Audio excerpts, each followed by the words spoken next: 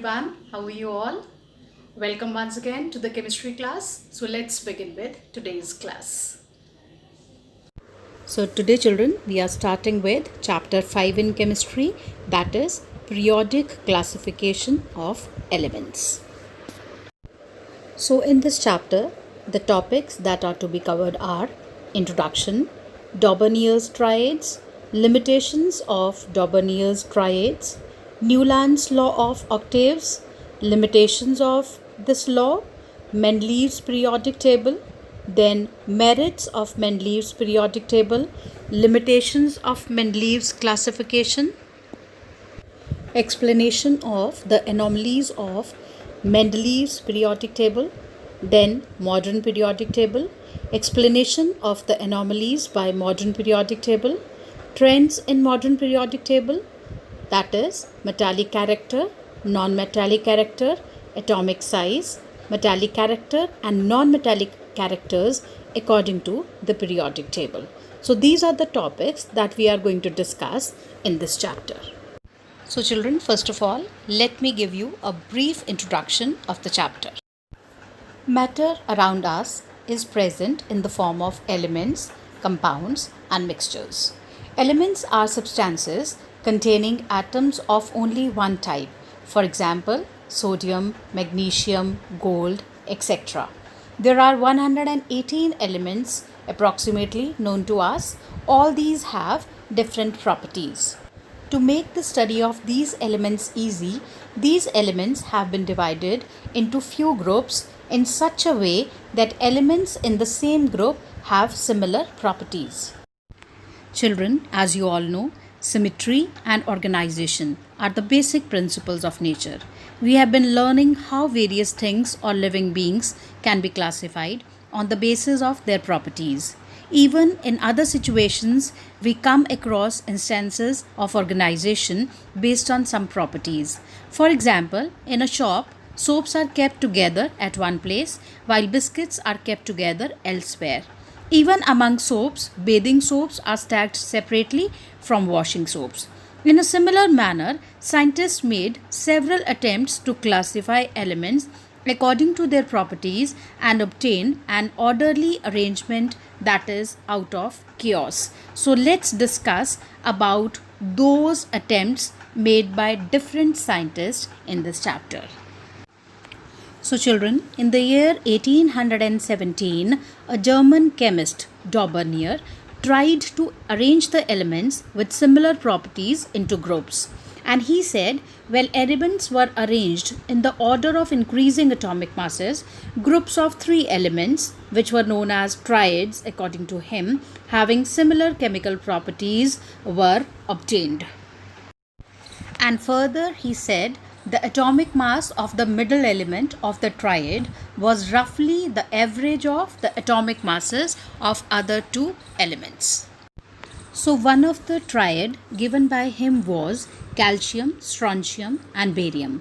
The 3 elements calcium, strontium, barium have similar properties.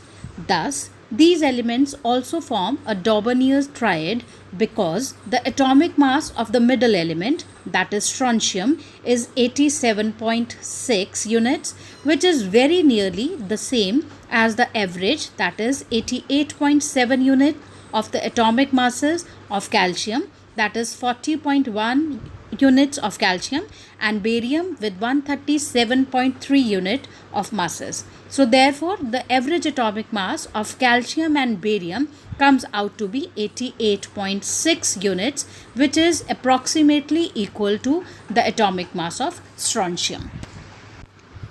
So there were few limitations of Daubernier's triads. Only 3 triads were recognized from the elements known at that time, that is lithium, sodium, potassium, calcium, strontium, barium, and the third one was chlorine, bromine and iodine. Daubernier's idea of classifying the elements in a group of 3 triads was successful only in the above mentioned cases. He failed to classify more elements by using this technique. In other words, all the elements known at that time could not be arranged as Daubernier's triads.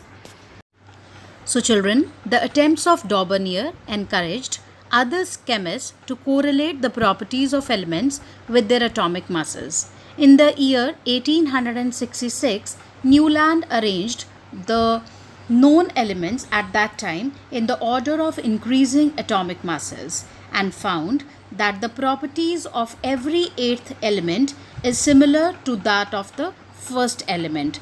Therefore, he called it as the law of octaves. It is also known as Newland's law of octaves. He compared this to the octaves found in music and called it as the law of octaves. For example, the properties of lithium and sodium were found to be the same. Children, to understand the Newland's law of octaves with this table, first of all, I know that most of you are aware of the notes of musical scale, that is sa, re, ga, ma, pa, dha, ni, and again sa. So according to this, what he said, let's take an example from this table, that of lithium. Lithium as the first element, then the eighth element from it will be the sodium. According to Newland's law of octaves, these two elements should have similar properties. It has actually been found that lithium and sodium have same properties. Again, if we take sodium as the first element, then eighth element from it will be potassium. According to Newland's law of octaves, these two elements should have same properties. It has actually been found to be so. In fact, all the three elements, lithium, sodium and potassium, have similar properties because, as you are able to see in this table, that is lithium, sodium and potassium, they are coming in the column of the musical note re. So this is how the Newland's law of octave was given. Children, this law given by Newland was also not accepted because of few limitations. It was found that the law of octaves was applicable only up to calcium, because after calcium, every eighth element did not possess properties similar to that of the first. Thus, Newland's law of octaves worked well only with lighter elements having atomic masses up to 40 units. Secondly, the properties of new discovered elements did not fit into the law of octave. In order to fit the elements into his table, Newland put even two elements together in one slot, that too in the column of unlike elements, having very different properties. So this was also one of the limitations of Newland's law of octaves. Thank you, Shamsaz. That's all for today. I hope whatever was told and explained in the class, you have understood it nicely. Even then, if you have any queries, you can drop it on the Google Classroom. God bless you all.